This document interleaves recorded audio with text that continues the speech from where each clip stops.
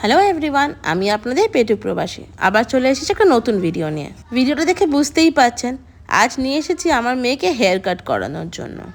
আমার মেয়ে প্রিয়ানার প্রথম হেয়ার কাট হয় যখন ও 6 মাস বয়স, তাই প্রথমবারের হেয়ার কাট এক্সপিরিয়েন্সটা ওর কিছুই মনে নেই।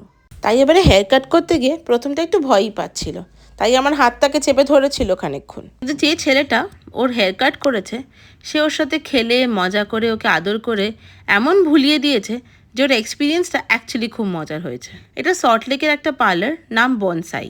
যেমন পার্লারটা দেখতে ভালো তেমনই ওদের সার্ভিসগুলোও খুব ভালো, স্পেসিফিক্যালি ওদের বিহেভিয়ার। সেদিন একসাথে মা আর মেয়ে দুজনকেই পার্লারে নিয়ে গেছিলাম। আমার মেয়ে আর আমার মায়ের মধ্যে অনেক সিমিলারিটি আছে। দুজনেরই চুল লম্বা করার এত শখ, কেউই চুল কাটবে না।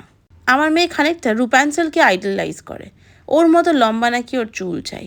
তাই চুল কাটার জন্য কনভিন্স করতেই কিন্তু অনেক কাঠখড় পোড়াতে হয়েছে। সেদিন লিটারেলি মাকে বোঝালাম মায়ের কতটা স্প্লিট হ্যান্ডস হয়েছে আর হেয়ার কাটটা ঠিক কতটা জরুরি। সত্যিই বলে বোধহয় মা বাবাদের বয়স হয়ে গেলে তারা বাচ্চাদের মতো হয়ে যায়। আমার মেয়ে আজকে চুল কাটতে এসে নিজের হেয়ার স্টাইলটা নিজে ডিসাইড করেছে। একটা ছবি দেখে সে ডিসাইড করেছে তার সামনে ব্যাংকস চাই আর তার পেছনের লেন্থটা যেন বেশি ছোট না হয়। ইম্যাজিন, আমরা যখন ছোট ছিলাম তখন আমাদের কি এত কিছু বলার জায়গা ছিল? মানে আমার তো মনে আছে আমার মা পার্লারে নিয়ে যেত, গিয়ে নয় একদম বয়েজ কাট আর না হলে মাশরুম কাট।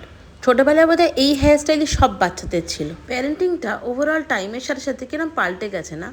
আমাদের কিন্তু এত চয়েস দেওয়া হতো না, বাবা মারা যেটা ডিসাইড করতো সেটাই আমাদেরকে মেনে নিতে হতো। কিন্তু এখনকার প্যারেন্টিংয়ে বাচ্চাদেরকে ডিসাইড করতে দেওয়াটা একটা ভীষণ ইম্পর্টেন্ট পার্ট। এটা বাচ্চাদের আরও অনেক কনফিডেন্ট করে তোলে। আমার ভিডিওগুলো যদি আপনাদের ভালো লাগে তাহলে প্লিজ একটা লাইক আর ফলো করবেন, তাতে সত্যিই মোটিভেটেড হই আরও নতুন নতুন ভিডিও বানানোর জন্য।